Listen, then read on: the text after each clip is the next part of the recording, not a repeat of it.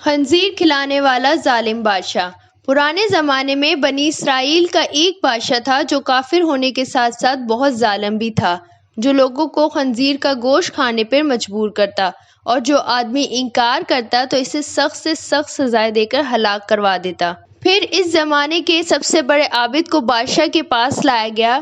لوگ اس عابد کے مرتبے اور فضیلت سے آگاہ تھے۔ لوگ نہیں چاہتے تھے کہ اس عابد بزرگ کو بادشاہ کی طرف سے کوئی تکلیف پہنچے۔ چنانچہ ایک سپاہی نے عابد سے کہا کہ آپ مجھے ایک بکری کا بچہ ذبح کر کے دیں۔ جب بادشاہ کہے گا اس عابد کے سامنے خنزیر کا گوشت رکھیں تو میں وہی بکری کا گوشت آپ کے سامنے پیش کروں گا۔ بادشاہ یہ سمجھے گا کہ آپ نے اس کی خواہش کے مطابق خنزیر کا گوشت کھا لیا ہے، اور اس طرح سے آپ بھی ہلاکت سے محفوظ رہیں گے۔ عابد نے بکری کا بچہ ذبح کر کے اس کا گوشت سپاہی کو دے دیا۔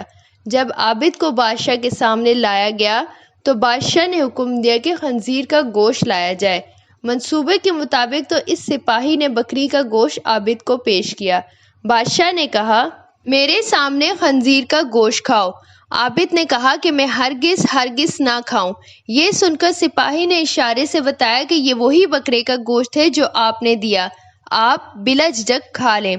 لیکن عابد نے بادشاہ کے سامنے وہ گوشت کھانے سے انکار کر دیا۔ ظالم بادشاہ نے سپاہیوں کو حکم دیا کہ اسے قتل کر دیا جائے۔ جب عابد قتل کے لیے جانے لگا تو وہی سپاہی قریب آیا اور کہا، آپ نے گوشت کیوں نہیں کھایا؟ باخدا یہ وہی گوشت تھا جو آپ نے مجھے دیا۔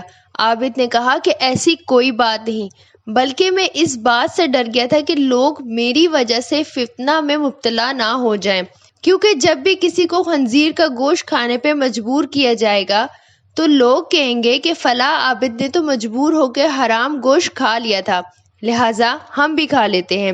اس طرح سے میری وجہ سے وہ لوگ بہت بڑے فتنے میں مبتلا ہو جائیں گے، اور میں لوگوں کے لیے فتنہ ہرگز بننا نہیں چاہتا۔